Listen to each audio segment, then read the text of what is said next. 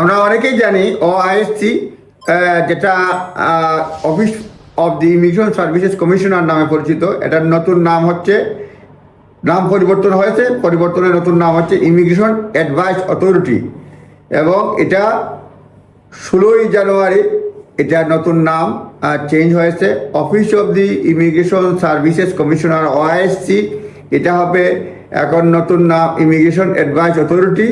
তারা এই ওআইএসসির অধীনে বর্তমানে 3700 ইমিগ্রেশন অ্যাডভাইজার রয়েছে এবং 2000 অর্গানাইজেশন রয়েছে ওআইএসসি রেজিস্টার্ড।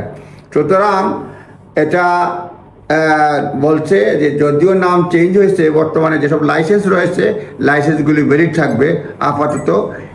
এবং এই সংস্থাটার নাম হচ্ছে কাজ হচ্ছে ইনভেস্টিগেট কমপ্লেন ইনভেস্টিগেট করে, প্রসিকিউট ইলিগাল অ্যাডভাইজার প্রসিকিউট করে, প্রমোট হাই স্ট্যান্ডার্ড প্রমোট করে, কোয়ালিটি এন্ড ইমিগ্রেশন অ্যাডভাইস এগুলিকে তারা করে। এবং তারা বলতেছে যে এই রিব্র্যান্ডের কারণে হাই পারফরমেন্স দেখাবে, আউটওয়ার্ড ফোকাস হবে, অনেক ধরনের বড় বড় কথাবার্তা বলছে তারা। মানে চেঞ্জ করার ফলে তারা রিঅর্গানাইজ করবে।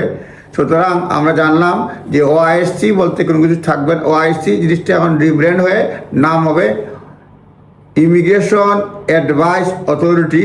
সুতরাং এটা 16 জুন থেকে নাম চেঞ্জ করছে এবং তার immigration John Tacket immigration services commissioner বলছেন transformation represent more than just a name change.